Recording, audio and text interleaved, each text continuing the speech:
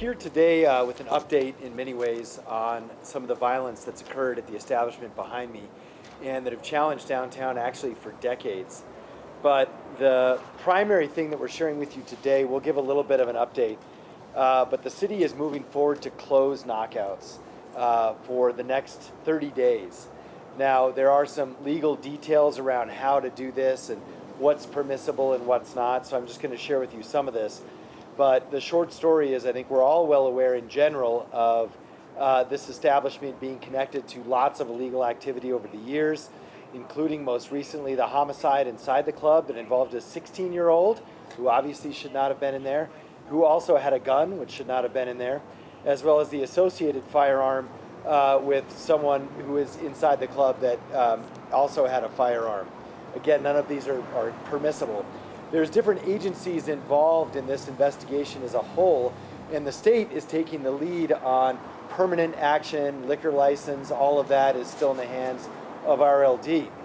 But what we're able to share with at the city level, we also found some code enforcement violations.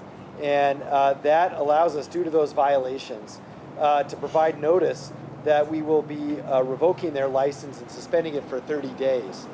Now, there is a notice period and hearing officer period for some of this, but they were sent this letter, I believe, on Friday from our city. And it states here that under specifically the section 13-15-10 states that the mayor shall suspend a license for a period of time not to exceed 30 days if the mayor determines that a license or operator or an employee has violated or is not in compliance with this section. That is exactly what we are doing. Now, we're hoping that this 30-day period also provides adequate time for enforcement at the state level. So we'll see what happens with that. You can direct questions regarding that, of course, to the state. But we want to provide you with some more details on this from our code enforcement department and from the Albuquerque Police Department. But this action clearly states that I will not tolerate blatant disregard for safety in our city and will use every tool at our disposal to try and hold folks accountable. And in this case, that means a 30-day closure. A week ago, part of a routine inspection that was conducted here revealed that the business was out of compliance with the sexually oriented business requirements. More specifically, they are required to have proper identification records for each entertainer, each person who is employed here as an adult cabaret performer.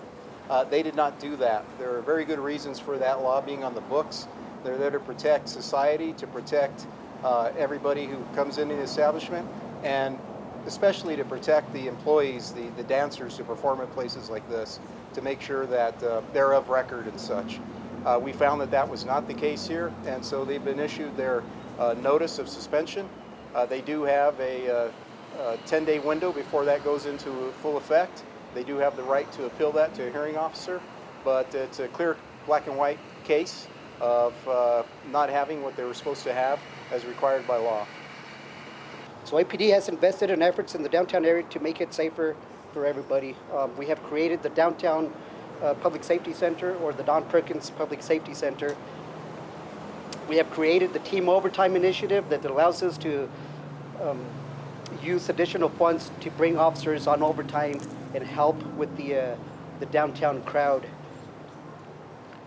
And as recently as last week, Mayor Keller announced that we are adding additional lighting to the downtown area to include alleys and on downtown, or correction, on Central. So we are working alongside the U.S. Attorney to designate downtown, as you know, as a gun-free school zone. Our downtown officers have made a few arrests with individuals in possession of firearms, and those cases have been forwarded to the U.S. District Attorneys. So a big part of our efforts is addressing gun violence. This past weekend, some of the efforts involved dealing with intoxicated individuals, minors who were in possession of alcohol. Those individuals were contacted by our downtown officers, and they were found to be in possession of firearms. We had 3 firearms that were recovered, 2 vehicles were sealed, pending a search warrant to retrieve additional firearms. We made 3 arrests out of that interaction. This location has been known to create some issues, criminal activity, and I can point out to personally to 5 incidents that I know of involving firearms. Every single one of those incidents, those 5 incidents, has involved firearms. Employees have also been involved in those incidents. The efforts are going to be ongoing to address gun violence in the downtown area. We will increase presence, take enforcement action to address the crime concerns as we all see down here. We'll continue to partner with our businesses and the downtown community. We want people to come downtown. We want people to come and enjoy downtown and have fun, but we are not going to allow criminal activity to take part. Our officers have been strong in addressing the issues, and as I said before, we do deal with a lot of minors being in possession of alcohol, being intoxicated, but also being in possession of firearms, and we will not tolerate that. Yeah, so at the end of the day, and I think folks who may know that we've tried to actually shut this business down before, but our community and our country has laws, and this is a private business, and the government can't just go shut it down because it has a history of being dangerous. There has to be specific situations that match city ordinance that give me the power to do this. In this case, it actually had to be a code violation with respect to that registration of dancers. But again, I'll keep trying to do everything we can to make downtown safe. And this time, they messed up, and we're going to hold them accountable.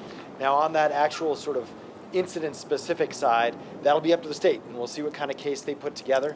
But we already know of 2 violations, and I believe, not speaking for them, but it takes 3 for automatic revocation. So we know they're in the zone of being held accountable. So, you know, when I took office, I talked to, I believe, the 3 previous mayors about this business. And this has been a challenge since, I mean, I was born and raised here. And this, you know, particular combination of hard liquor and adult dancing and downtown, and in this case, firearms, has been problematic for decades. And I know almost every mayor has tried to do something to just have a different business here. And it hasn't worked. But I think I'm the first one who's able to shut it down for 30 days to buy some time for the state to find some long-term justice here. And so that's what I'm going to try and do. But, you know, I also respect the law myself. And so, you know, we can't just stand out here and bar the doors shut without a legal reason. So it does in a sense of its proximity to schools. And again, that's why, as the lieutenant mentioned, we have forwarded these cases for federal prosecution. And we want to send that message that unfortunately these incidents might happen, but I will tell you, when those are federally prosecuted, as many of you know, there is a long road of accountability and criminal justice that happens when that law is violated. But the enforcement of that is now in the hands of the feds. What the mayor is referring to, I believe, is the liquor license regulations that are handled entirely by the state. As far as the city ordinances go, if there are 2 of the violations of ordinance within a 12-month period, then the mayor can revoke the sexually oriented business license for a year. And so this is the first of those possible 2. So it's a